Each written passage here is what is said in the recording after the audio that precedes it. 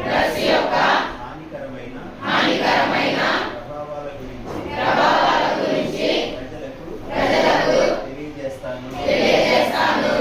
నేను నా చుట్టుపక్కల ఉన్న ప్రదేశాలలో డ్రగ్స్ సేవిస్తున్నా